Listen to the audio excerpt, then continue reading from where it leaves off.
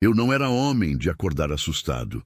Em 72 anos de vida, aprendi que o sono traz de ruim, o amanhecer leva embora.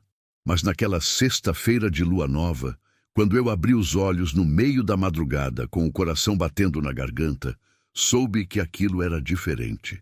Era um tipo de susto que não vinha de dentro, vinha de fora, vinha da mata. O vento tinha parado. Isso foi a primeira coisa que percebi. Aqui no sertão do Piauí, o vento nunca para de vez. Ele pode amansar, pode virar um sopro de criança, mas parar mesmo, calar que nem morto, isso não acontece. Naquela noite aconteceu. E junto com o vento, os bichos calaram também. A juriti que dorme no pé de angico lá fora, silêncio. O grilo debaixo do assoalho, silêncio. O cachorro velho que fica no terreiro e late até para a lua, silêncio. Um silêncio tão pesado que doía no ouvido feito pressão de água funda. Eu me chamo Amâncio. Amâncio Ferreira das Neves, 72 anos, nascido e criado na fazenda Riacho Fundo, nos confins do interior do Piauí, a 43 quilômetros da cidade mais perto, que ainda assim é uma cidade pequena que nem sempre tem o que a gente precisa. Meu cabelo ficou branco cedo, dizem que foi do sol, mas eu sei que foi da vida. Minha mulher, Damásia, se foi faz 2 anos. Desde então sou eu, a terra e o que ela guarda. Naquela noite, levantei da tarimba rangendo os ossos que nem porta velha. Peguei o lampião de querosene que fico sempre deixando cheio na beira da janela, acendi o pavio com um fósforo e fui saindo devagar pelo corredor de tábua, que geme em cada passo. A luz amarela do lampião jogava sombras compridas pelas paredes cobertas de fuligem dos anos. Eu andei descalço pelo chão de barro batido do terreiro, o frescor da terra subindo nos pés, e fui em direção à mata fechada que começa nos fundos da propriedade. Aqui preciso explicar uma coisa. Essa mata, eu nunca gostei dela de noite. De dia, conheço cada galho, cada clareira, cada rastro de bicho. Entrei nela centenas de vezes atrás de gado perdido, atrás de lenha, atrás de nada, só para caminhar. Mas à noite, ela vira outra coisa. Fica densa demais, escura demais. Como se guardasse segredos que não quer mostrar. Fui chegando devagar na beira da mata. O lampião iluminava um círculo pequeno ao meu redor e fora desse círculo era escuridão completa. Foi quando levantei o lampião para o alto, para alcançar mais longe com a luz, que eu vi 2 olhos vermelhos, brilhando no meio do escuro da mata, parados, firmes, igual 2 brasas de lenha queimando baixo. Não piscavam, não se mexiam. Ficavam ali na altura de um homem, olhando para mim com uma calma que me gelou o sangue mais do que qualquer coisa que eu já vi nessa terra. Não era brilho de gato, não era reflexo de capivara, não era luz de vagalume. Era outra coisa. Fiquei parado feito estátua. O lampião tremeu na minha mão porque eu estava tremendo. Amâncio Ferreira das Neves, que nunca correu de cangaceiro, que enfrentou seca de 3 anos sem largar a terra, que enterrou a mulher sem perder o fio do que precisava fazer, estava ali, tremendo igual menino novo na escuridão. Os olhos não saíram do lugar. Ficaram me encarando por um tempo que pareceu longo que nem 1 mês de seca. E então, devagar, foram se apagando. Primeiro o da esquerda, depois o da direita.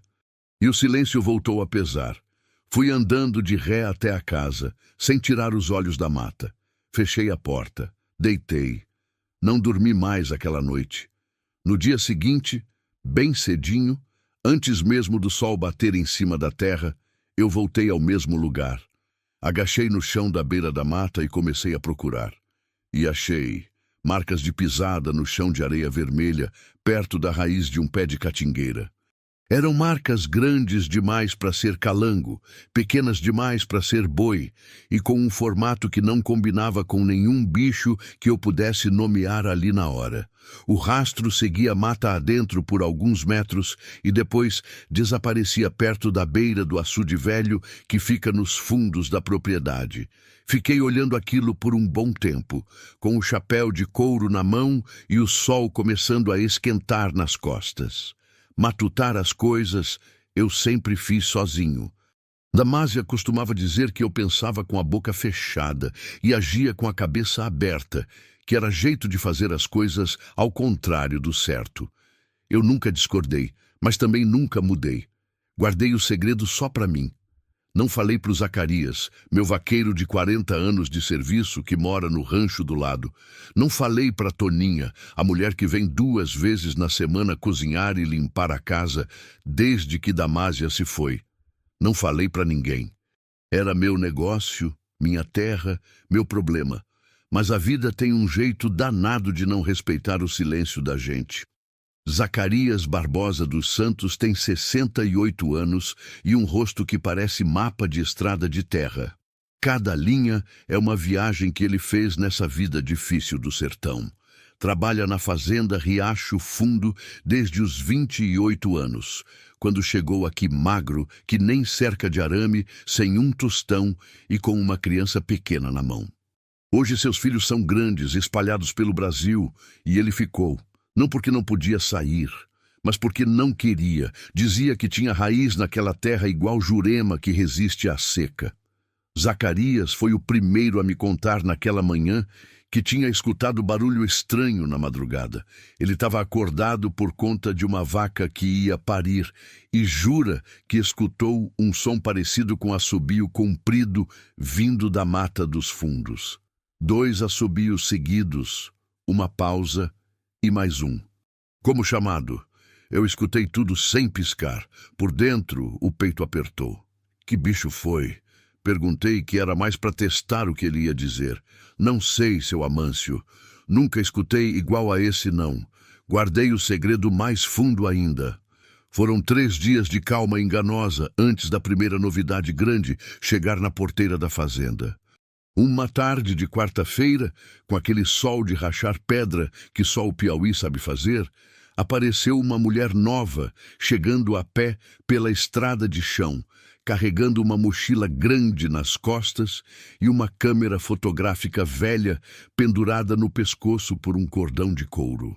Era moça ainda, devia ter uns 30 e poucos anos, cabelo preso com um elástico, roupa de algodão simples, rosto cheio de determinação.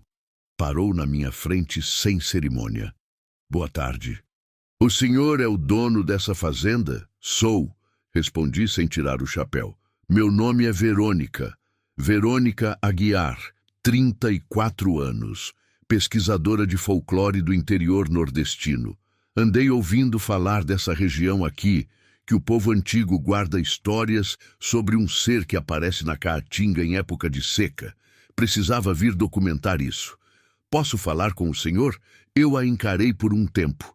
Olhei a câmera velha. Olhei a mochila cheia. Olhei os pés dela, cobertos de poeira vermelha da estrada, que mostravam que ela tinha caminhado um bom tanto. Essa terra não é museu não, moça, disse. Ela não arredou o pé. Me encarou de volta com uma calma de quem já tinha ouvido porta fechada antes.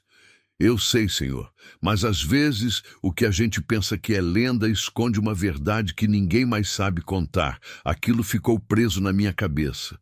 Não sei por quê, mas ficou. Deixei ela ficar. Dei o rancho velho nos fundos da propriedade, que estava fechado desde que um sobrinho meu passou aqui uma temporada anos atrás. Avisei as regras logo de entrada. Não entra na mata sozinha, não vai pro açude de noite, não mexe no que não é dela. Ela concordou com tudo, e eu desconfiei de tudo, porque é do meu feitio. O que eu não sabia era de onde ela tinha tirado o endereço da fazenda.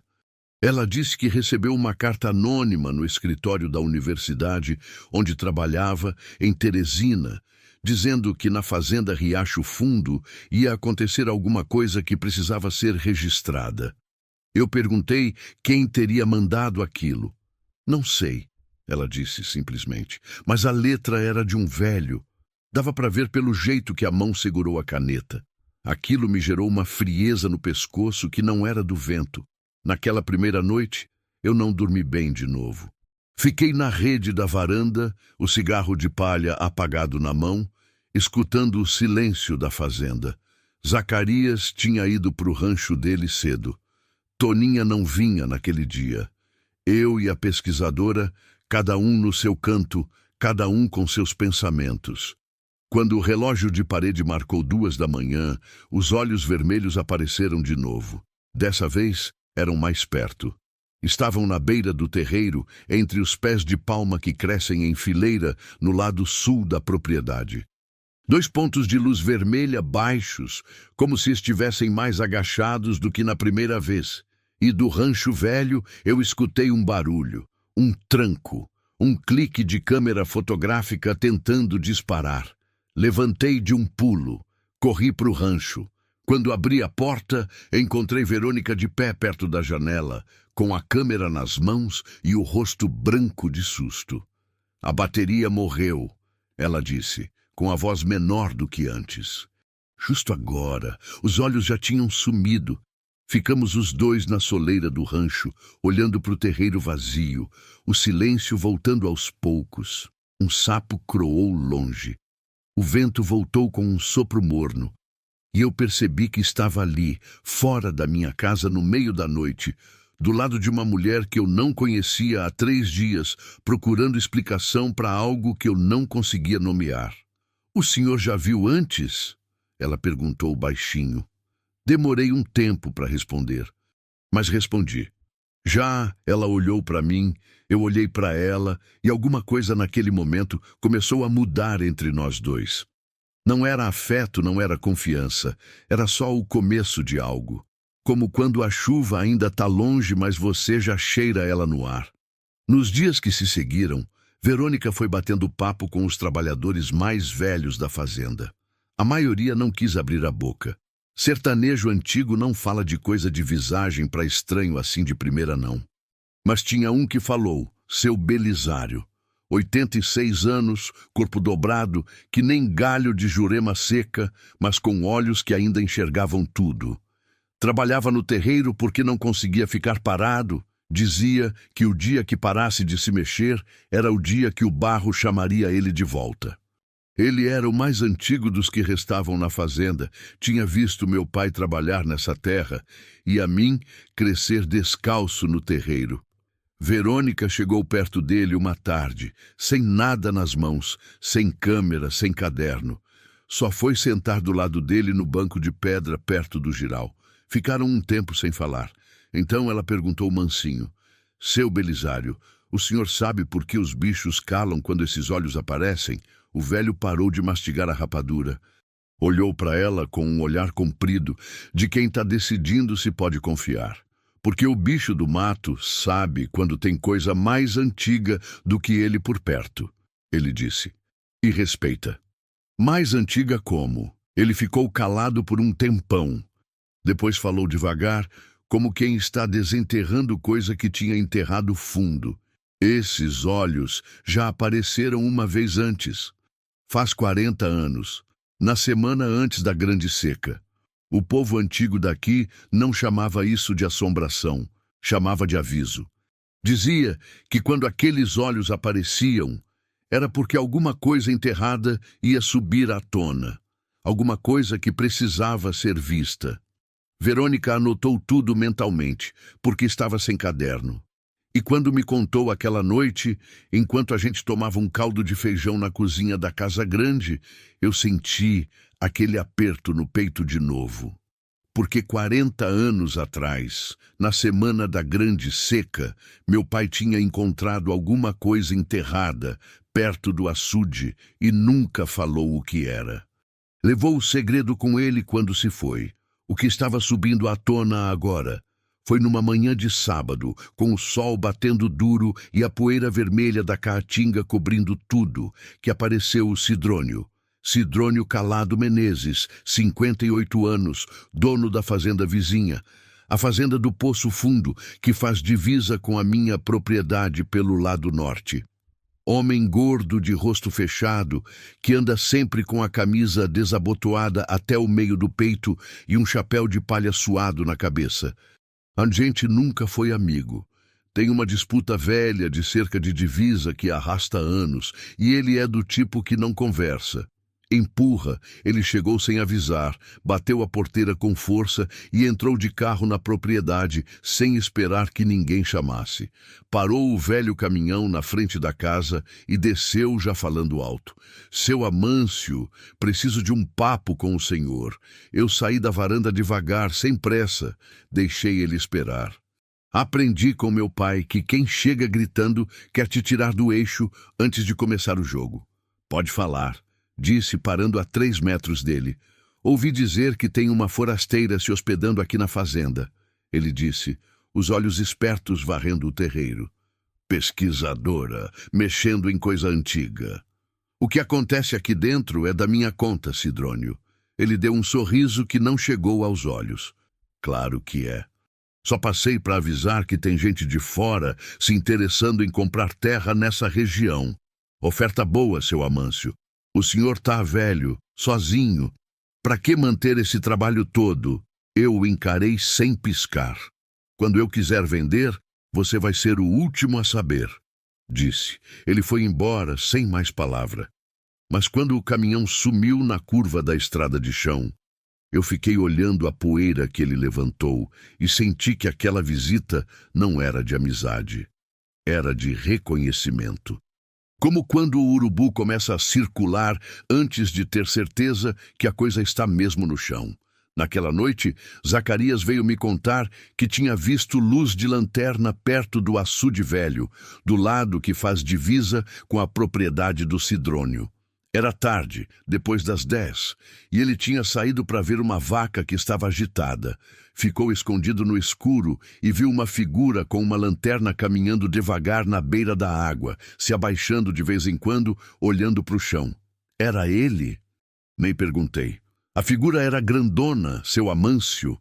Do tamanho dele, dormi mal naquela noite. Muito mal. Com a cabeça cheia de perguntas que não tinham resposta ainda e um pressentimento crescendo no peito que aquilo tudo, os olhos vermelhos, a pesquisadora, o Sidrônio, estava conectado de um jeito que eu ainda não conseguia enxergar, mas ia enxergar. A terra não guarda segredo para sempre. E o que estava enterrado embaixo da fazenda Riacho Fundo estava prestes a vir à tona de um jeito que nenhum de nós dois estava preparado para encarar. Tem coisa que a gente faz sem entender por quê. Age por instinto, por um chamado que vem de dentro e que a razão não explica. Foi assim que na manhã seguinte à visita do Sidrônio, eu acordei antes do galo e fui direto pro açude. Não levei ninguém. Não avisei Zacarias. Não acordei Verônica. Fui sozinho, com o lampião ainda aceso mesmo com o céu, já clareando no horizonte, pisando devagar na areia vermelha do caminho que corta o lado sul da propriedade. O açude fica nos fundos, cercado de palmas e de uns pés de marmeleiro velho que meu pai plantou décadas atrás. A água lá dentro é escura de madrugada, quase preta, e de manhã cedo ela pega um reflexo de céu que deixa tudo quieto e bonito. Cheguei na borda, agachei e comecei a examinar o chão ao redor da água. Tinha marcas. Não as mesmas do primeiro dia. Essas eram mais recentes, mais claras, feitas por Bota com solado grosso. E junto das marcas de Bota havia algo que me fez parar de respirar por um segundo. Um fio de arame novo, do tipo galvanizado, preso numa estaca pequena fincada no chão, bem na beira da água, como se alguém tivesse medindo a profundidade ou marcando um ponto exato do terreno. A estaca tinha sido fincada ali não fazia muito tempo. A terra ao redor ainda estava fofa. Puxei a estaca fora do chão e fiquei olhando para ela na mão. Era nova, comprada em loja. Não era coisa de roça improvisada. Era material de quem planejou antes de vir. Guardei no bolso da calça. Não disse nada, mas a cabeça não parou mais.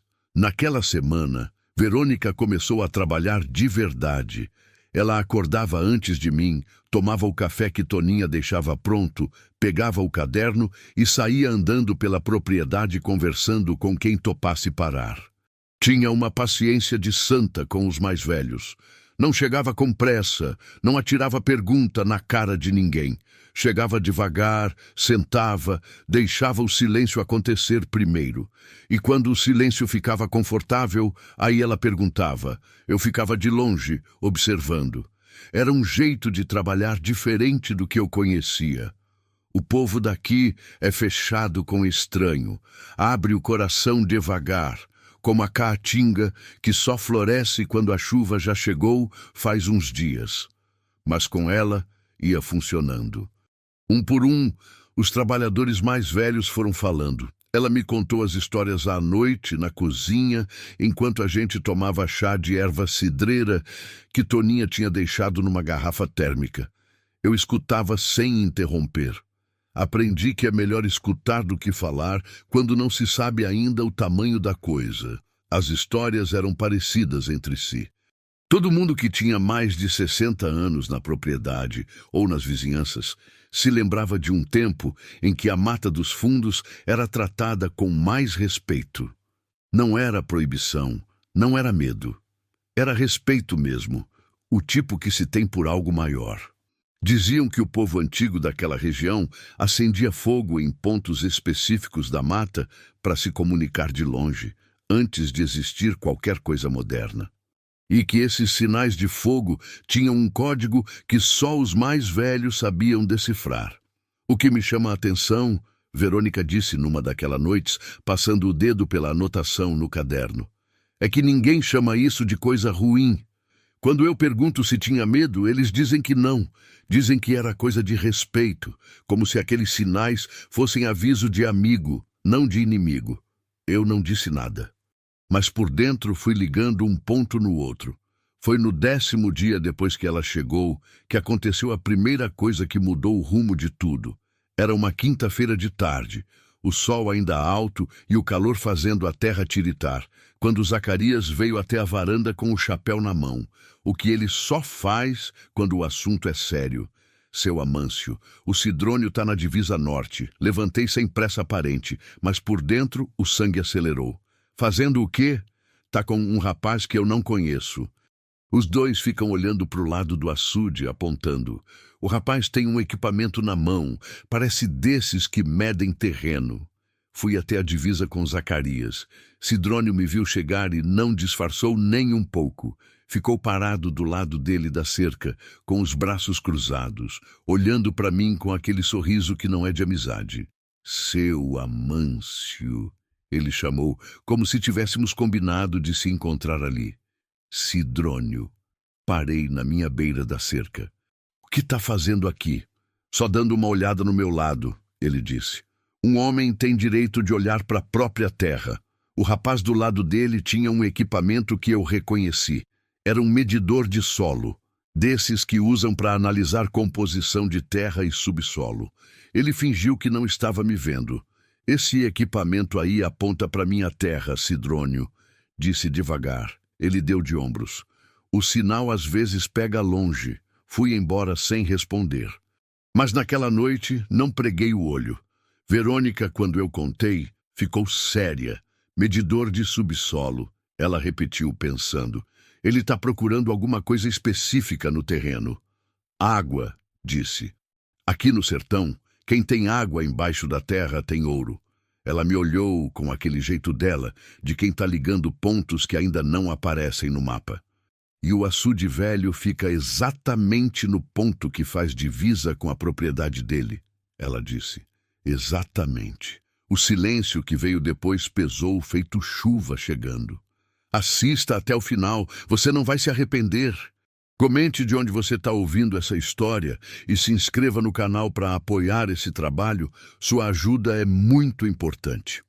Na segunda semana do segundo mês, as coisas foram esquentando que nem brasa que recebe vento. Toninha, que tem 53 anos e faz parte da fazenda há mais de 20, veio me contar que tinha visto um carro parado na estrada de chão, perto da entrada da propriedade. À noite, 2 vezes na mesma semana. Um carro escuro, sem identificação visível, que ficava parado por um tempo e depois sumia. Ela viu da janela do quarto dela, que fica num rancho a uns 200 metros da casa grande. Tava com o farol apagado. Ela disse, com a voz baixa de quem não quer alarmar, mas não consegue guardar. Mas tinha luz de cigarro aceso lá dentro. Vi a brasa, eu agradeci e disse que ia cuidar. Mas por dentro sabia que o cerco estava se fechando de um jeito que eu ainda não entendia completamente. Verônica, naquela mesma semana, fez uma coisa que eu não esperava. Pediu para eu a acompanhar até a cidade mais perto, onde ficava o cartório do distrito. Ela queria vasculhar documentos antigos da região, registros de propriedade, cartas de data, qualquer papel que pudesse jogar luz na história da terra daqui. Eu concordei. Marcamos para uma sexta-feira cedo. Na véspera, fui olhar o caminhão pau de arara que uso para ir à cidade. Velho, mas funcionava. Tinha comprado de segunda mão há uns 12 anos, e Zacarias mantinha ele remendado com a habilidade que só o sertanejo tem de fazer coisa velha durar mais do que deveria. Conferi o óleo, conferi a água, bati no pneu traseiro esquerdo que estava um pouco mole. Decidi que dava para ir assim. Foi um erro que eu ia pagar caro. A estrada de Pissarra, que liga a fazenda Riacho Fundo à cidade, é uma ferida aberta no chão vermelho do sertão. 38 quilômetros de curvas, buracos, trechos que a chuva corrói toda vez que o inverno chega e que nunca são consertados de verdade. Eu conheço cada palmo daquela estrada, mas na época de seca ela fica pior. A areia solta, o cascalho se desloca e os catibis que a enxurrada abre ficam escondidos debaixo de uma camada de poeira que parece chão firme, mas não é. Saímos às 6 da manhã, com o céu ainda cor de brasa apagada. Verônica ia no banco do passageiro com o caderno no colo e a câmera no pescoço. Eu ia no volante, com o chapéu de couro na cabeça e o silêncio de sempre. Fomos conversando pouco. Ela olhava pela janela a caatinga passando, aquele mundo seco e sagrado que a maioria das pessoas de fora acha feio e que eu acho o lugar mais bonito da terra. Chegamos à cidade sem problema. Ela foi para o cartório, eu fui atrás de mantimentos na cooperativa. Nos encontramos 3 horas depois, na frente da prefeitura, cada um com o que tinha ido buscar. Ela trazia cópias de documentos num envelope amarelo. Eu trazia sacas de arroz, feijão e rapadura. Na volta, o problema veio aos 22 quilômetros da fazenda, numa curva fechada depois de um barranco.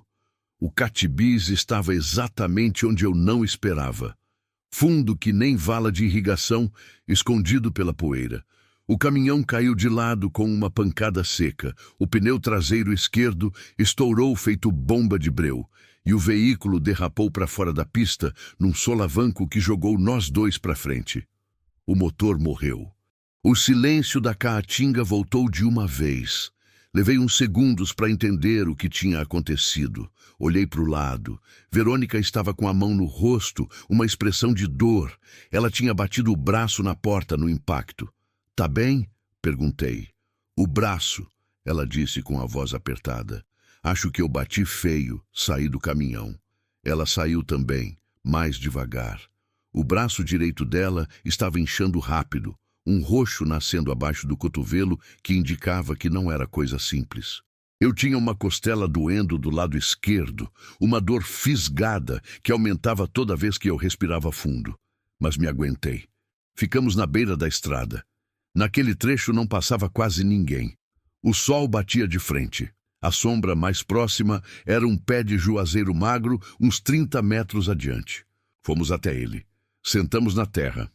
E esperamos, naquela espera, que durou mais de 2 horas até um carroceiro velho aparecer na curva e se oferecer para ir chamar socorro na cidade, aconteceu uma coisa que eu não esperava. Eu falei, não sei por que aquele momento. Talvez porque a dor da costela tirava da armadura. Talvez porque o calor e o cansaço afrouxavam o nó que eu carregava no peito. Talvez porque ela ficou sentada do lado de mim, no silêncio, sem cobrar conversa, sem encher de pergunta, só ficou. E isso foi suficiente para eu abrir. Comecei falando de Damásia, da saudade que ela tinha deixado, que era diferente de qualquer coisa que eu conhecia antes. Não era a saudade de quando ela viajava, que passava. Era uma saudade que ficava crescendo com o tempo, ao contrário do que dizem que acontece. E que a solidão de morar naquela fazenda enorme com quartos vazios tinha um peso que eu não tinha contado para ninguém ainda. Verônica escutou tudo, não interrompeu uma vez. Quando eu terminei, ela não disse que ia ficar tudo bem. Não disse nada daquelas coisas que as pessoas dizem quando não sabem o que dizer. Ela disse, obrigada por confiar em mim com isso. E aquelas 5 palavras valeram mais do que qualquer discurso de consolo que eu já recebi. Voltamos para a fazenda no fim da tarde. Ela com o braço engessado que o médico da cidade colocou e eu com a costela enfaixada.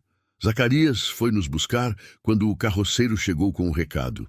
No caminhão de Zacarias, no caminho de volta, Verônica dormiu no banco, encostada na janela, exausta de dor e de dia longo.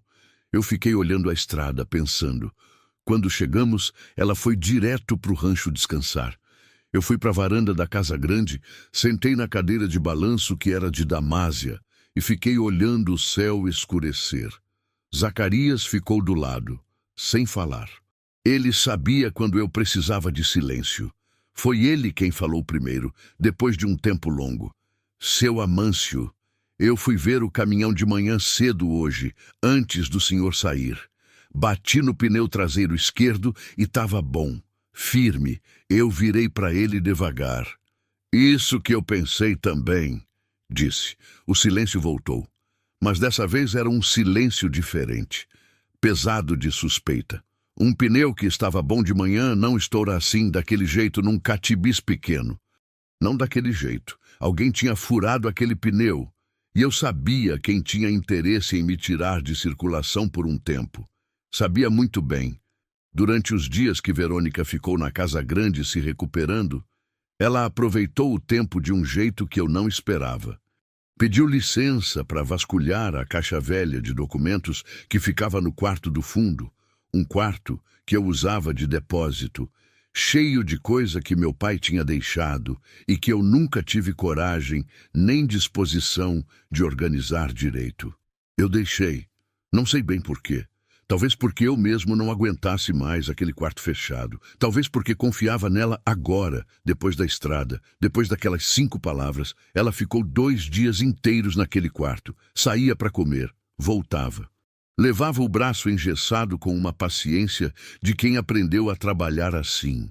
No segundo dia à tarde, perto do fim do dia, quando o sol entrava pela janela do corredor em fatia de ouro, ela veio me procurar na varanda com um papel na mão. O rosto dela estava diferente. Tinha uma luz nos olhos que misturava empolgação e espanto, o tipo de olhar que eu imagino que um garimpeiro tem quando a bateia mostra cor de ouro pela primeira vez. Seu Amâncio, ela disse, e a voz era quieta, mas firme. Preciso te mostrar uma coisa. Era um mapa, desenhado à mão, em papel amarelado que cheirava a tempo antigo, com linhas de tinta marrom que o ano tinha desbotado, mas não apagado. No canto inferior direito, uma assinatura. Padre Eusébio Cardoso de Melo, seguida de uma data de mais de 100 anos atrás. O mapa mostrava a região da fazenda com um detalhe impressionante. O açude, a mata, as pedras do barranco, tudo desenhado com cuidado de quem conhecia aquela terra palmo a palmo. E no meio da mata dos fundos, marcado com um círculo e uma cruz, havia um ponto, com uma anotação ao lado, em letra miúda de cura, entrada para a câmara sagrada do povo das Brenhas. Que Deus guie quem aqui chegar com boa intenção. Abaixo do mapa, colada com cera, havia uma folha menor. Nela, o padre tinha escrito: este povo usa o fogo como voz. 2 sinais curtos e um longo significam que precisam de ajuda. Nunca respondas com fogo na mata, pois eles virão até ti. Responde com lampião na janela. Eu li aquilo 2 vezes, depois 3. O papel tremia na minha mão, mas não era vento. Lampião na janela. A vida toda eu deixei o lampião aceso na janela. Damásia tinha esse costume, dizia que era para guiar quem chegasse tarde pela estrada. Depois que ela se foi, eu continuei. Por hábito, por saudade. E durante todo esse tempo, sem saber, eu estava respondendo a um sinal. Alguém lá na mata estava vendo aquele lampião aceso toda noite. Estava esperando. Aquela noite eu não consegui dormir de novo. Mas dessa vez não era medo, era outra coisa. Era aquela sensação de quando a gente descobre que a vida estava tramando alguma coisa por baixo, sem avisar, e de repente o chão que parecia sólido mostra que tem profundidade que você não imaginava. Fiquei na varanda até depois da meia-noite, a cadeira de balanço rangendo devagar, o lampião aceso na janela do corredor, como sempre. Dessa vez, olhei para aquela chama com outros olhos. Uma chama que Damásia começou a acender por bondade simples, para guiar quem chegasse tarde pela estrada de chão. Uma chama que eu continuei acendendo por saudade dela. E que, sem que nenhum de nós soubesse, estava sendo lida por alguém lá no escuro da mata como uma resposta, como um sim. Que tipo de povo seria esse, que ainda vivia naquela mata fazia gerações, usando fogo como voz? Verônica ficou acordada também. Eu a vi pela janela do rancho, a luz fraca de uma vela iluminando o perfil dela, enquanto ela lia os documentos do padre pela 3ª ou 4ª vez. O braço engessado apoiado na mesa, o caderno aberto do lado. Ela estava montando um quebra-cabeça.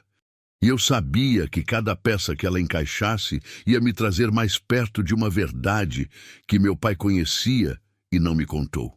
Por que ele não me contou? Essa pergunta ficou latejando no peito que nem a costela machucada. No dia seguinte, bem cedo, Verônica veio me encontrar na cozinha com um envelope de documentos do cartório na mão. Ela tinha passado parte da noite revisando o que tinha copiado na cidade e combinando com o mapa do padre. Olha isso aqui, ela disse, abrindo um documento em cima da mesa ao lado do café que Toninha tinha deixado. Era uma cópia de um registro de terra datado de décadas atrás, assinado por um tabelião do distrito. O documento registrava a existência de uma comunidade de poceiros na região da mata da fazenda Riacho Fundo, gente que vivia naquela terra antes mesmo da fazenda existir como fazenda. O registro dizia que essa comunidade tinha costumes próprios e língua parcialmente distinta, e que ocupava a área de mata nativa aos fundos da propriedade e a região do açude natural. Eles estão aqui antes da fazenda, eu disse, olhando para o papel. Antes da fazenda, antes do teu pai, provavelmente antes do avô do teu pai, ela disse. E olha o que diz no final do registro. No rodapé do documento, em letra menor, havia uma anotação feita à mão por alguém diferente do tabelião original. Comunidade retirou-se para o interior da mata após conflito de terra em data não registrada. Paradeiro atual desconhecido, paradeiro desconhecido. Mas eu sabia agora que o paradeiro não era desconhecido. Era a mata dos fundos da minha propriedade. Sempre foi. Verônica fechou o envelope com cuidado e me olhou. Amâncio, eu preciso entrar na mata. Fiz que não escutei por um segundo, depois disse, com o braço assim? Com o braço assim. Eu tomei o café devagar, pensando. A cabeça matutava os riscos. A mata era fechada. O terreno irregular, e se alguém lá dentro não gostasse de visita, eu não saberia o que esperar. Mas, por outro lado, aqueles olhos vermelhos tinham aparecido perto da casa, não dentro dela. E o mapa do padre dizia que eles vinham quando chamados de forma certa. O lampião tinha sido a resposta certa por acidente. Se eles quisessem fazer mal, já teriam feito. Vamos devagar, eu disse. E se eu mandar voltar, você volta sem discutir, ela concordou. Desta vez eu acreditei. Entramos na mata no fim da manhã, quando o sol já estava alto e a sombra das árvores criava um frescor que o terreiro não tinha. Eu ia na frente, abrindo caminho com um facão velho. Verônica logo atrás, com o caderno preso debaixo do braço bom e os olhos varrendo tudo. Zacarias ficou de fora com ordens de não nos seguir e de mandar chamar ajuda se a gente não voltasse em 3 horas. A mata da fazenda, Riacho Fundo, é densa de um jeito que surpreende quem não a conhece. De fora, parece uma cortina de galhos secos, caatinga comum, aquela que boa parte do sertão tem. Mas quando entra de verdade, depois dos primeiros 50 metros, a vegetação muda, fica mais fechada, mais verde nos trechos onde a umidade do subsolo sobe com plantas que eu nunca vi em outro lugar. Meu pai dizia que a Mata dos Fundos era especial, palavra que ele usava raramente e com peso. Eu nunca entendi o que ele queria dizer. Estava começando a entender. Seguimos o traçado do mapa do padre, que Verônica tinha fotografado e impresso num papel maior antes de entrarmos. O mapa indicava um caminho que seguia à margem de um riacho seco. Depois subia por uma elevação pedregosa e chegava a uma área mais aberta, onde havia, segundo o desenho, pedras em círculo antigas, do tamanho de homem. Andamos por quase 40 minutos sem ver nada diferente. Eu começava a pensar que o mapa estava desatualizado, que a mata tinha mudado demais em 100 anos, quando Verônica me tocou no ombro por trás. Parei. Ela apontou para um pé de umbu à esquerda do caminho. Na casca da árvore havia uma marca. Não era coisa de faca de caçador, nem de galho quebrado pelo vento. Era um símbolo feito com algo afiado, 2 traços curtos paralelos e um traço comprido, cruzando os dois. O mesmo símbolo repetido 3 vezes, em alturas diferentes, como se pessoas de tamanhos diferentes tivessem feito a mesma marca ao longo dos anos. É o sinal, ela disse baixinho. 2 curtos e um longo. Precisam de ajuda. O coração acelerou. Continuamos. As pedras em círculo estavam lá, uma clareira aberta no meio da mata, com o chão de terra batida e limpa, cercada de pedras altas que alguém havia colocado ali com intenção. Não era coisa da natureza. As pedras eram do tipo que não existe naquela região, trazidas de longe, cinza escuro com veias brancas, cada uma de tamanho diferente, mas colocadas numa ordem que criava um espaço protegido. No centro do círculo havia cinzas de fogueira, ainda com algum calor quando Verônica abaixou a mão boa perto delas. Fizeram fogo aqui não faz muito, ela disse. Fiquei parado, olhando ao redor. A mata estava quieta, mas era uma quietude diferente da de noite. Era uma quietude de quem está prestando atenção. Tem alguém nos vendo agora? Eu disse, não como pergunta. Verônica ficou de pé e falou em voz alta com firmeza para o ar. Meu nome é Verônica. Vim com o dono da fazenda. Não viemos fazer mal. Encontramos o mapa do padre Eusébio. Sabemos que vocês estão aqui. O silêncio durou um tempo longo. Longo o suficiente para eu começar a achar que tinha sido engano, que a clareira era só clareira e as cinzas eram de fogueira velha de caçador. Então uma voz saiu da mata, uma voz de mulher, velha, com um sotaque diferente do sertão que eu conheço, uma cadência diferente nas palavras, mais lenta, mais pausada. O lampião da janela. Quem acende ele? Eu dei um passo à frente. Eu. Me chamo Amâncio. Sou filho de Tomé das Neves. Nasci nessa terra. Uma pausa. Depois, conhecemos Tomé. E do meio da mata, com uma calma que parecia de gente acostumada a aparecer e desaparecer sem fazer barulho, saíram 3 pessoas. A primeira era a mulher da voz. Devia ter uns 75 anos, talvez mais. Corpo pequeno e curvo, cabelo branco trançado com uma tira de couro fino. Os olhos dela eram escuros e fundos, do tipo que parece ter visto muita coisa e escolhido guardar a maioria. Ela se chamava Nazária. O segundo era um homem mais jovem, uns 40 anos, alto e seco que nem pau de cerca, com as mãos grossas de quem trabalha com terra há muito tempo. Não disse o nome logo. Ficou de pé atrás de Nazária, observando. A terceira era uma menina. 5 anos, no máximo 6. Cabelo enrolado, preso de qualquer jeito, olhos grandes e curiosos que não tinham medo nenhum, só curiosidade do tamanho do mundo.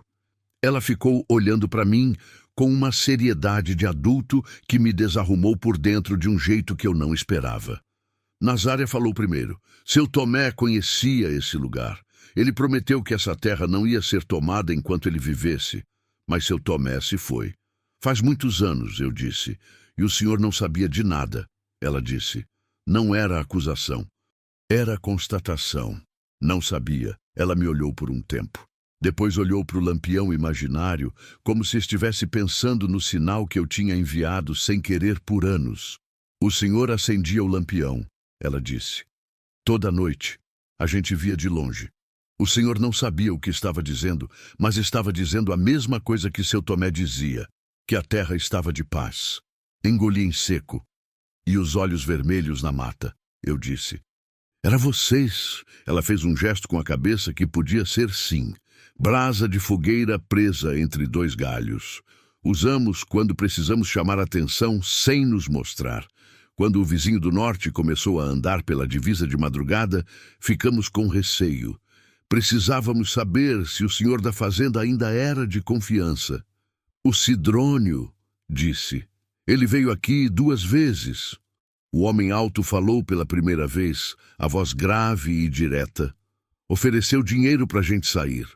Disse que a terra ia ser comprada de qualquer jeito, que não adiantava resistir. A menina, que tinha ficado quieta até ali, de repente foi andando na minha direção com aquela calma de criança que não conhece perigo. Parou na minha frente, me olhou de baixo para cima e disse, o senhor tem cara de vovô.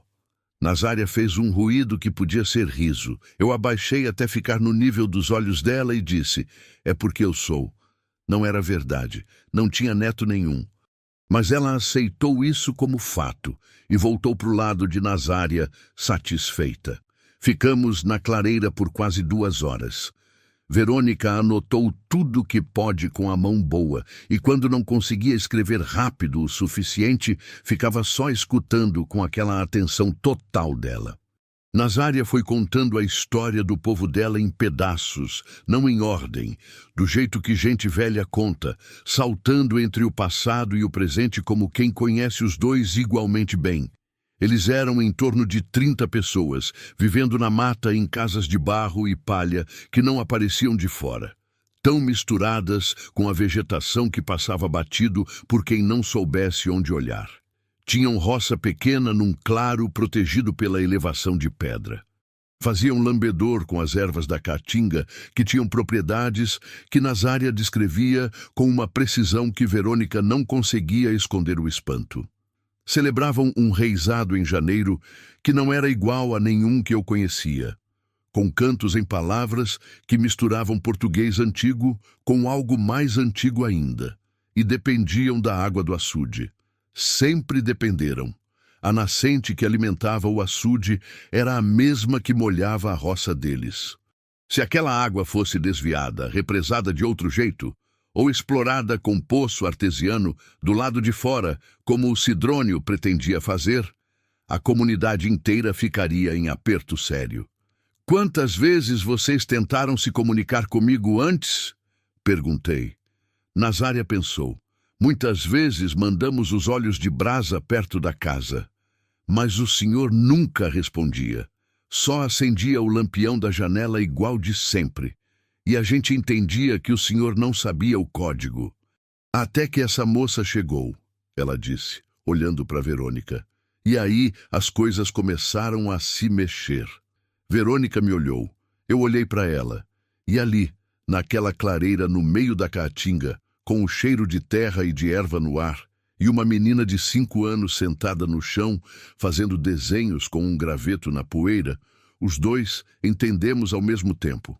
A carta anônima que tinha mandado Verônica até a fazenda não tinha sido coincidência. Tinha sido planejada. Quem mandou a carta para a universidade dela? Perguntei direto para Nazária. A velha ficou quieta por um momento. Então chamou o homem alto pelo nome, que eu descobri que era Sinésio, e falou algo baixinho que eu não escutei. Ele foi até uma das pedras do círculo, levantou uma lasca do chão e tirou debaixo dela um envelope plástico com um papel dentro.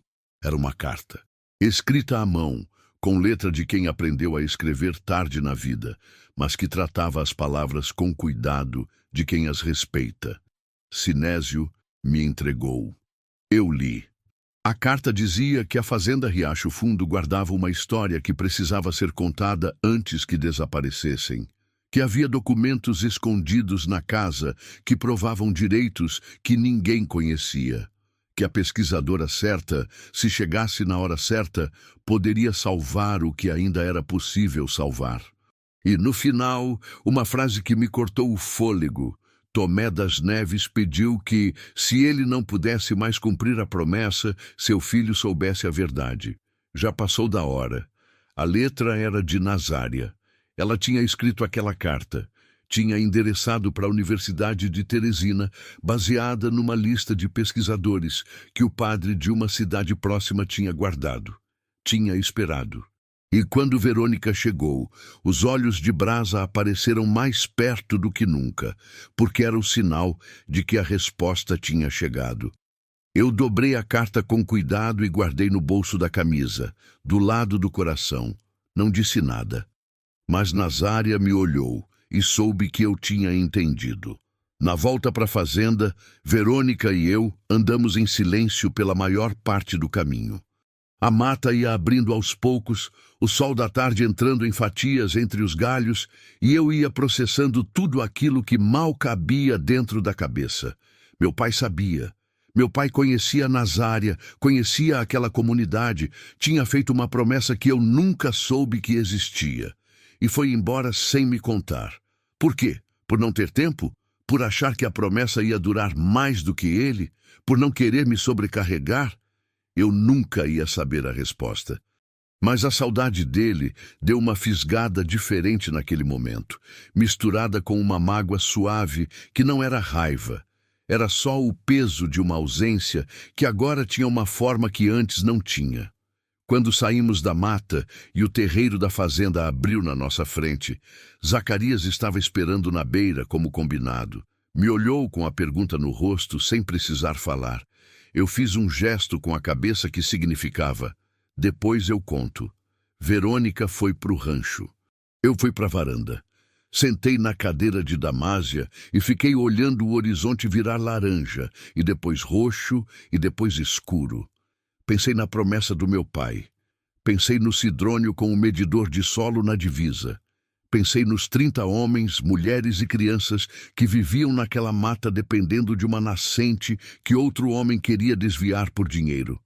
Pensei na menina de 5 anos que tinha me chamado de vovô. E pensei no que ia ser necessário fazer. Não ia ser fácil. Não ia ser rápido. E com certeza ia ter um custo que eu ainda não conseguia calcular.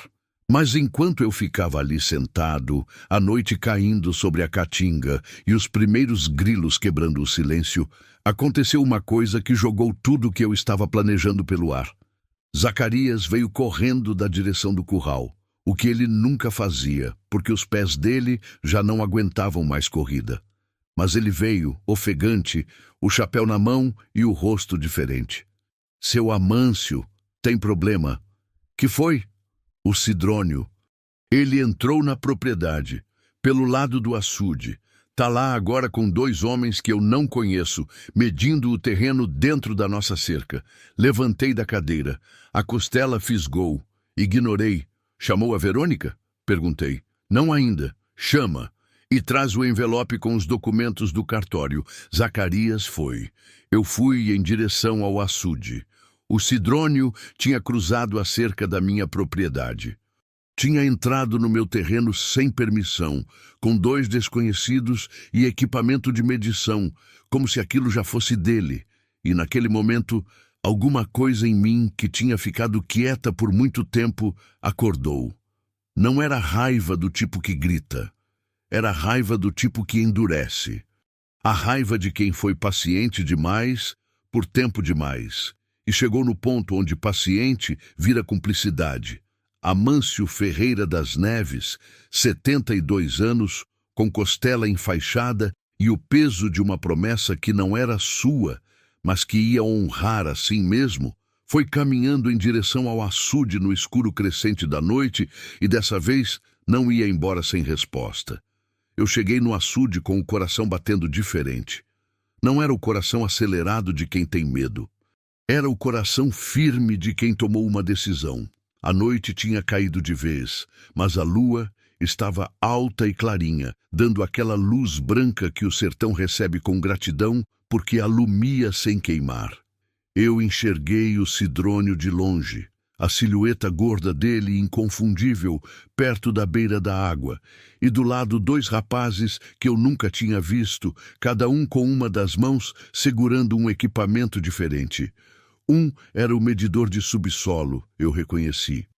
O outro parecia uma espécie de estaca de metal comprida com marcações numéricas, do tipo que agrimensor usa para medir profundidade de lençol freático. Fui chegando devagar. Sidrônio me viu quando eu estava a uns 20 metros. Não se moveu. Ficou parado do jeito arrogante dele, as mãos nos bolsos, como se estivesse no próprio quintal. Seu Amâncio, ele disse com aquele tom que misturava falsa cordialidade com deboche escondido. E que coincidência! Não é coincidência nenhuma, Sidrônio, respondi parando a 5 metros dele. Você está dentro da minha cerca, sabia disso? Ele deu um sorrisinho. A cerca ali está torta faz anos. A gente nunca definiu bem essa divisa. Achei que era hora de resolver. À noite, com equipamento de medição, sem avisar. O senhor é um homem ocupado. Eu respirei fundo. A costela fisgou. Deixei. Você vai me dizer o que está procurando aqui, Sidrônio. Ou eu vou ter que descobrir por outro caminho. E eu prefiro que você me diga porque, quando eu descubro sozinho, não fico com vontade de ser gentil. O sorriso saiu do rosto dele. Por baixo do sorriso tinha o que eu esperava. Um homem que não estava acostumado a ser enfrentado diretamente e que não sabia muito bem o que fazer quando isso acontecia. Água mineral. Ele disse depois de uma pausa. Esse açude tem uma nascente com composição mineral que vale dinheiro, muito dinheiro.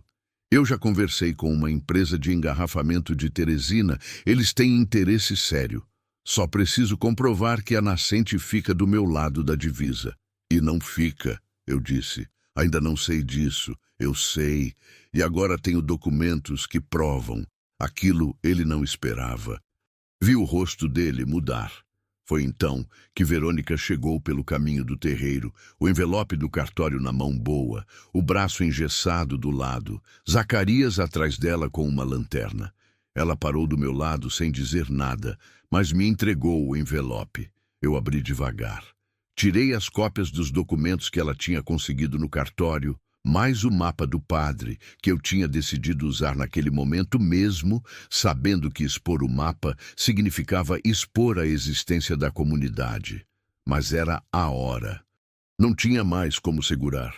Registro de terra de mais de 80 anos, eu disse, erguendo o primeiro documento na luz da lua. Confirmando que a nascente e o açude estão integralmente dentro dos limites da fazenda Riacho Fundo, traçados originalmente pelo cartório do distrito em data anterior à existência da sua propriedade, Sidrônio. Ele ficou olhando para mim. Os dois rapazes dele trocaram um olhar. E tem mais, disse Verônica, com a voz calma e precisa dela. Esse mapa, desenhado pelo padre Eusébio Cardoso de Melo, com mais de 100 anos, foi registrado junto ao Arquivo Diocesano de Teresina. Ele documenta a existência de uma comunidade de poceiros com direitos históricos sobre a área da mata e do açude, anteriores a qualquer compra ou registro formal de terra nessa região. Mandei a foto do mapa para a universidade ontem. Já está nos arquivos institucionais. Aquilo foi o golpe que eu precisava ver. Sidrônio ficou vermelho, depois branco. Depois o rosto fechou num jeito feio, o de quem percebe que o jogo que armou durante meses acabou de ser desfeito numa noite. Vocês não sabem com o que estão se metendo, ele disse baixo. Sei exatamente, respondi. E se você não sair da minha propriedade agora, vou chamar o tabelião do distrito amanhã de manhã e fazer um boletim de invasão com testemunhas. Zacarias aqui é testemunha. A Verônica é testemunha. E tenho outros. O silêncio durou uns bons segundos. O sapo croou no açude. O vento passou. Sidrônio pegou o chapéu de palha, colocou na cabeça com uma rispidez que mostrava o tamanho da raiva dele e fez um gesto para os rapazes guardarem o equipamento. Foi embora sem mais uma palavra, passando por mim sem me olhar. O som dos passos dele sumindo na escuridão foi uma das coisas mais bonitas que eu ouvi em muito tempo. Mas a vitória daquela noite não foi de graça, e eu sabia disso. Nos dias seguintes, Sidrônio começou a agir por outro lado. Mandou um recado, através de um vizinho de estrada, dizendo que ia contestar os limites da propriedade na justiça. Começou a circular histórias no distrito de que eu estava escondendo gente na fazenda e que a situação precisava de investigação. Falou com o homem do cartório, dizendo que os documentos que Verônica havia copiado tinham sido mal interpretados. Eu deixei o homem falar, porque enquanto ele falava, eu e Verônica trabalhávamos. Ela passou 2 semanas inteiras organizando tudo. Com o braço engessado e uma teimosia que eu aprendi a respeitar de verdade, ela catalogou os documentos do padre, as cópias do cartório, as anotações que tinha feito nas conversas com seu Belisário e com os outros trabalhadores. Escreveu um relatório formal, descrevendo a comunidade da mata como grupo de interesse histórico e cultural, com costumes, práticas medicinais, expressões culturais únicas. Mandou o relatório para a Universidade de Teresina com pedido de análise. Enquanto isso, eu fui para a cidade falar com um advogado. Não o advogado caro que fica na cidade grande e que cobra para explicar o que vai cobrar. Fui atrás de um rapaz jovem, filho de gente da roça que eu conhecia há anos, que tinha se formado há pouco e aberto um escritório pequenininho na rua do mercado. Se chamava Aurélio, 28 anos, com cara de quem ainda acredita que as coisas certas têm um jeito de vencer. Contei tudo para ele, mostrei os documentos. Ele ficou em silêncio por um bom tempo, lendo com cuidado, e depois levantou os olhos para mim com uma expressão que me deu alívio. Isso aqui é sólido, seu Amâncio. A documentação histórica combinada com o registro original de terra é forte. Vai dar trabalho, não vou mentir. Mas tem base. Quanto tempo? Para garantir os direitos da comunidade e bloquear qualquer tentativa de exploração comercial da nascente? Meses. Pode ser que esticue mais. Mas enquanto o processo corre, o senhor tem o direito de impedir qualquer acesso de terceiros ao açude.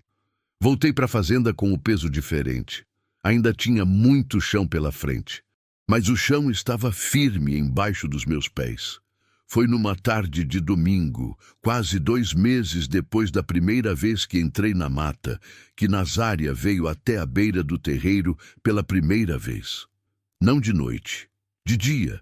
Eu estava na varanda quando Zacarias veio me chamar, com uma expressão que eu nunca tinha visto nele antes, uma mistura de surpresa e de algo parecido com respeito misturado com susto. Levantei e fui com ele. Na beira do terreiro, parada na sombra do último pé de angico antes da mata começar, estava Nazária.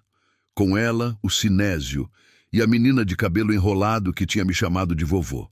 E atrás deles, em fila, mais gente. Homens, mulheres, alguns velhos curvados que eu nunca tinha visto, crianças de várias idades. Eram mais do que eu esperava. Quase todos os 30 que Nazária tinha mencionado. Pararam na beira do terreiro. Não entraram. Esperaram. Eu fui até eles. Parei na frente de Nazária. Ela tinha nas mãos uma cuia de barro com água clara como cristal de rocha da nascente do açude. Trouxemos o que a terra dá, ela disse, para agradecer. Eu olhei aquela água. Pensei no meu pai, que tinha feito uma promessa que eu estava agora tentando honrar. Pensei em Damásia, que acendia um lampião toda noite por bondade simples e, sem saber, estava mantendo um elo que eu nem sabia que existia. Pensei em Verônica, que tinha vindo de Teresina por causa de uma carta escrita à mão por uma velha que nunca tinha largado a mata. Pensei em como a vida tece as coisas sem pedir autorização. A menina, que eu descobri depois que se chamava Yolanda, saiu da fila e veio até mim com aquele passo determinado de criança que decide as coisas por conta própria. Parou na minha frente. Tirou de trás das costas uma flor silvestre pequena, amarela, do tipo que nasce entre as pedras da caatinga depois da chuva. Estendeu para mim com a mão aberta. Eu abaixei. Peguei a flor. E aí, sem aviso, sem me dar tempo de me preparar, o olho encheu. Não chorei na frente de ninguém desde que Damásia se foi. Mas ali, agachado na altura de uma menina de 5 anos, que me olhava com uma seriedade que os adultos perdem cedo demais, aquilo que eu tinha segurado por 2 anos veio à tona de uma vez. Não fiz barulho. Só deixei a lágrima escorrer. Yolanda não disse nada. Só colocou a mão pequenininha na minha bochecha, com a naturalidade de quem acha que isso é a coisa mais normal do mundo a se fazer quando alguém está com o coração pesado. E talvez seja mesmo. Nos meses que se seguiram, a luta com Sidrônio continuou. Ele de fato entrou com uma contestação de divisa no cartório do distrito, alegando que os documentos antigos tinham interpretação diferente da que apresentamos. Aurélio tratou de rebater ponto por ponto. O processo foi lento, cheio de idas e vindas, papelada, datas, adiamentos. Teve uma semana que eu acordei todo dia pensando que não ia aguentar mais o peso daquilo. Numa dessas semanas difíceis, Verônica me encontrou na cozinha de manhã, antes do café, com o rosto de quem também tinha dormido mal. Sentamos os dois à mesa sem falar.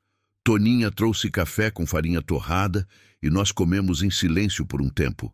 Então ela disse: "Você sabe que isso vai ser resolvido, né? Não vai ser fácil e não vai ser rápido, mas vai." "Como você sabe?" Ela pensou por um segundo. "Porque a documentação é forte, o Aurélio é bom e porque Nazária esperou décadas. Se ela aguentou décadas, a gente aguenta meses." Aquilo fez sentido de um jeito que aliviou alguma coisa em mim. Verônica tinha mandado um pedido formal para a Universidade de Teresina solicitando que a comunidade fosse incluída num programa de documentação cultural. Não era garantia de proteção legal imediata, mas era registro, era nome, era existência reconhecida em papel.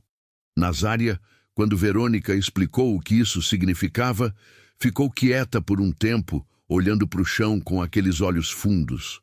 Depois disse uma coisa que Verônica me repetiu depois e que eu escrevi num papel e guardei na gaveta da cômoda.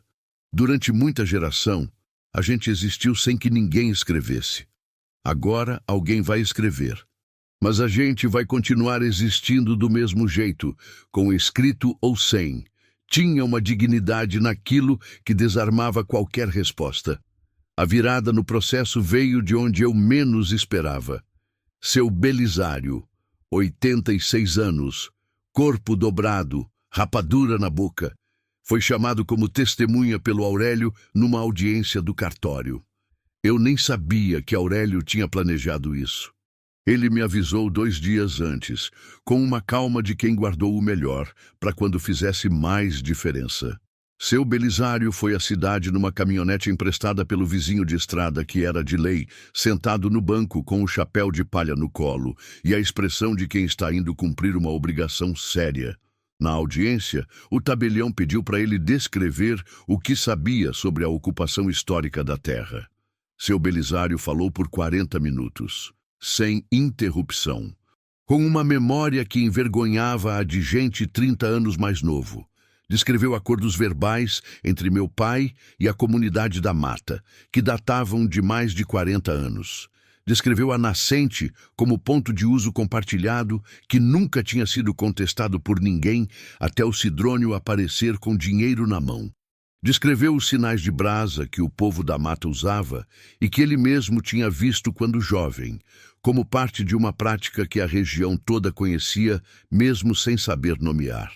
No final, o tabelião perguntou se ele tinha algo a acrescentar. Seu Belisário colocou o chapéu na cabeça, olhou para o tabelião com aqueles olhos que já viram muita coisa e disse: "A terra não mente. Quem mente é quem tenta mudar o que a terra já disse." O processo foi decidido alguns dias depois. Os limites da propriedade foram confirmados como constavam no registro original. A nascente e o açude, integralmente dentro da fazenda Riacho Fundo.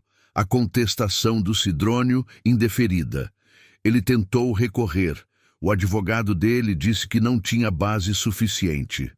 Sidrônio ficou quieto depois disso, a raiva dele se fechando por dentro, igual ferida que não tem para onde extravasar.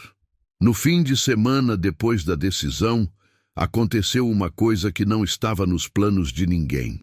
Nazária mandou um recado com Sinésio, pedindo que eu fosse até a clareira na manhã de sábado. Fui com Verônica, como sempre. Quando chegamos, a clareira estava diferente.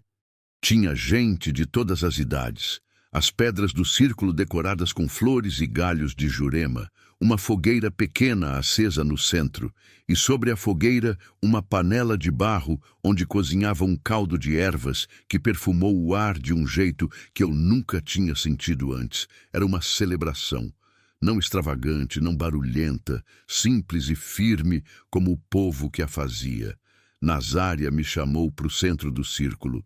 Ficamos os dois de frente. Ela tirou do pescoço um cordão de couro com uma pedra pequena amarrada, cinza com veias brancas, do mesmo tipo das pedras do círculo. "Isso era do seu pai", ela disse. "Ele deixou aqui quando veio pela última vez. Disse que um dia o filho ia vir buscar. Eu tomei o cordão nas duas mãos. A pedra era leve, desgastada, com um formato ligeiramente irregular de coisa que passou por muitas mãos. Senti o peso do tempo nela, o peso do meu pai, o peso de uma promessa cumprida por caminho que nenhum dos dois podia ter imaginado. Coloquei no pescoço. A pedra ficou sobre o peito, do lado do coração. Verônica, do lado de fora do círculo, estava com o caderno fechado. Naquele momento, ela não estava documentando nada. Estava só vendo, e o rosto dela tinha a expressão de quem está presenciando algo que não precisar registrar para guardar. Mas a maior reviravolta ainda estava por vir. Eu não esperava. Ninguém esperava.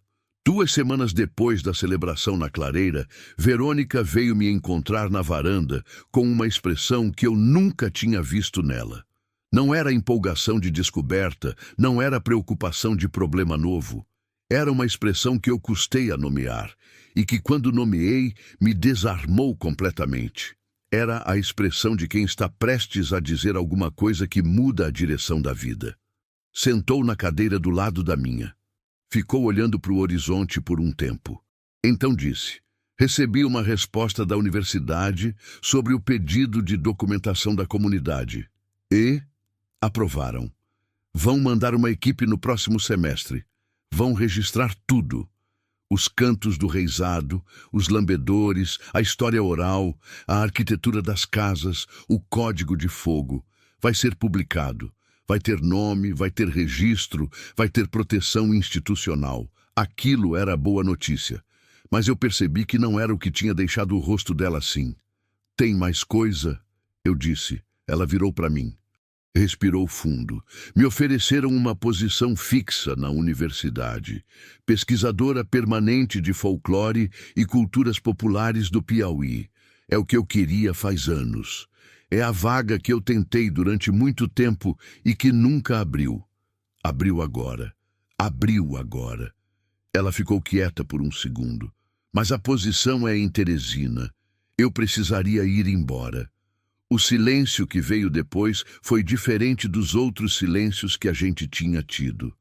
Tinha um peso específico nele, o peso de 2 pessoas que passaram meses dividindo o mesmo chão, o mesmo café, o mesmo medo, a mesma vitória, e que de repente percebem que isso tem uma data de fim. "Você vai", Eu disse. Não era pergunta. Eu vou, ela disse. Mas antes de ir, preciso te dizer uma coisa. Me olhou de frente. Quando eu cheguei aqui, eu vim atrás de uma história para documentar. Um dado de folclore, uma pesquisa. Saio daqui com a melhor pesquisa da minha vida.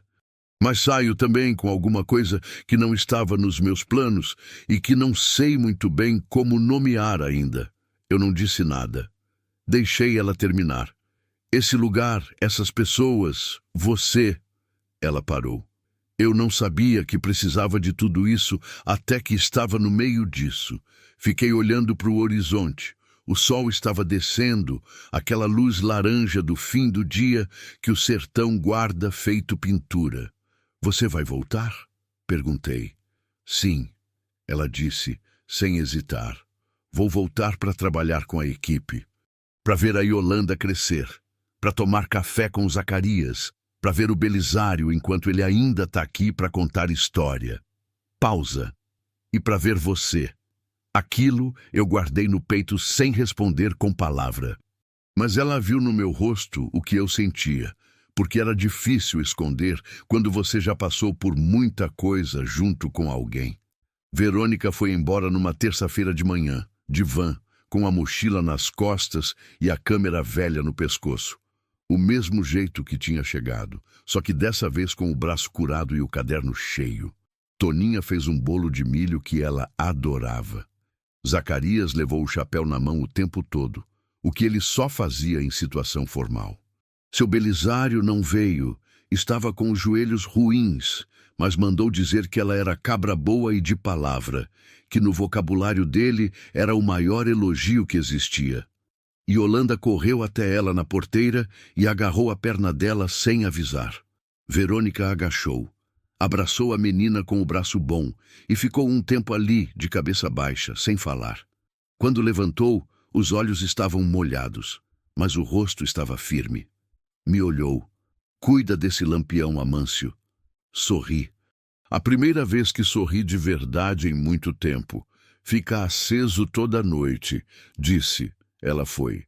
Nos meses seguintes, a fazenda foi mudando devagar, do jeito que as coisas mudam quando são verdadeiras, sem pressa, sem barulho, mas de forma que quando você olha para trás, não reconhece mais o ponto de onde partiu.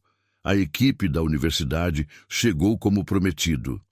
Eram 5 pesquisadores jovens, cheios de energia e de respeito, que passaram semanas indo e vindo da clareira com equipamentos de gravação e câmeras boas, diferente da câmera velha de Verônica que morria de bateria na hora errada. Nazária os recebeu com a mesma calma com que recebia tudo, testando primeiro, abrindo devagar. Mas com o tempo foi abrindo. E o que ela contou ia enchendo horas de gravação com uma riqueza que os pesquisadores não escondiam a admiração. O reisado daquele janeiro foi o primeiro que a comunidade celebrou com gente de fora presente. Não muita gente, só eu, Zacarias, Toninha, Aurélio, que veio de propósito, e Verônica, que cumpriu a promessa e voltou para isso. Ficamos na beira da clareira enquanto os cantos subiam pela noite fria de janeiro, com aquela cadência diferente de tudo que eu já ouvi, as vozes dos velhos e das crianças misturadas num som que parecia ter mais anos do que qualquer um de nós.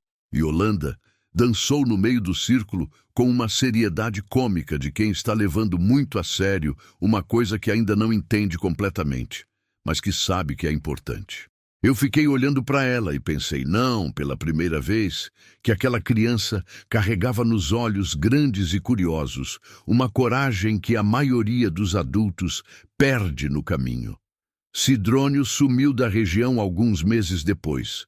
Vendeu a fazenda do Poço Fundo para um pecuarista de fora e foi embora para a cidade dizendo que estava cansado do interior. Ninguém sentiu falta. A terra ficou, como sempre fica. Aurélio, com a documentação histórica e o relatório da universidade, conseguiu registrar formalmente a área da mata como patrimônio natural e cultural de uso comunitário, vinculado à fazenda Riacho Fundo, mas com direitos de uso garantidos à comunidade de forma permanente. Foi um processo longo, burocrático, cheio de papel e paciência. Mas no dia que o registro saiu, Aurélio ligou para mim do cartório, com a voz diferente, com aquele tipo de alegria que a gente sente quando acredita em alguma coisa e essa coisa acontece. Eu recebi a notícia sentado na varanda, o telefone velho na orelha, e fiquei tão quieto que Toninha, que estava varrendo o corredor, parou de varrer e me perguntou se estava tudo bem. Tá, eu disse. Tá melhor do que bem. Tem uma coisa que eu aprendi nesse tempo todo, que não aprendi em livro nenhum, porque nunca fui muito de livro. Aprendi do jeito que o sertanejo aprende a maior parte das coisas. Vivendo.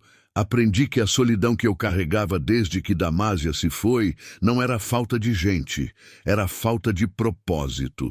Era falta de sentir que eu ainda fazia parte de alguma coisa maior do que o perímetro da minha cerca. E que quando a gente encontra esse propósito, quando ele aparece do jeito mais inesperado possível, às vezes à luz de 2 olhos vermelhos no escuro, às vezes na forma de uma pesquisadora com câmera velha na porteira, às vezes num mapa de padre esquecido numa caixa de depósito, ele preenche a falta de um jeito que a gente não esperava mais sentir. Aprendi que meu pai era um homem mais complexo do que eu pensava. Que ele carregava uma promessa em silêncio por décadas, porque acreditava ser o jeito certo de honrá-la. Eu teria feito diferente. Teria contado, mas eu não era ele, e ele não era errado, só era diferente de mim, e aprender a respeitar essa diferença, mesmo depois que ele já não estava para ouvir, foi uma das coisas mais difíceis e mais importantes que fiz. Aprendi que a terra tem uma memória própria. Guarda o que foi feito nela, o que foi prometido em cima dela, o que foi enterrado dentro dela. E que às vezes, quando o tempo é certo, ela deixa subir à tona o que precisava vir. Hoje é sexta-feira de lua nova. Eu sei disso porque faz 1 ano que acordei naquela madrugada com o coração na garganta e fui ver o que os bichos tinham parado de fazer barulho. 1 ano desde os olhos vermelhos. 1 ano desde que a fazenda deixou de ser só minha. A noite está quieta. O vento passa morno sobre a caatinga, aquele vento de fim de inverno que cheira a terra molhada mesmo quando não choveu. Os grilos estão todos no posto, o sapo do açude também. E lá longe, na mata dos fundos, uma luz fraca que não é do luar, pisca 2 vezes rápidas e 1 vez longa, 2 curtos. 1 longo. Levantei do banco da varanda, fui até a janela do corredor e acendi o lampião. A chama pegou de primeira, aquela cor de mel derramado que Damásia sempre gostava de olhar. Pus o lampião na janela, no lugar de sempre, e voltei para a varanda. Lá na mata, a luz piscou de novo. Dessa vez era diferente. 3 vezes longas, seguidas. Não era o código de socorro, era outro. Um que Nazária tinha me ensinado numa tarde na clareira semanas atrás, com a calma de quem está passando algo que carregou tempo demais sozinha. 3 longas. Significa estamos bem. Sentei de volta na cadeira de Damásia, a pedra do meu pai no peito, a flor amarela de Iolanda seca numa moldura dentro de casa. E deixei o lampião iluminar a noite. Não para guiar quem chegasse tarde pela estrada, como Damásia fazia. Não para responder um sinal sem saber, como eu fiz por anos. Mas para dizer de propósito com o coração inteiro o que meu pai prometeu e o que eu agora entendia. Que a terra está de paz e que ela vai continuar de paz enquanto houver alguém para acender a luz.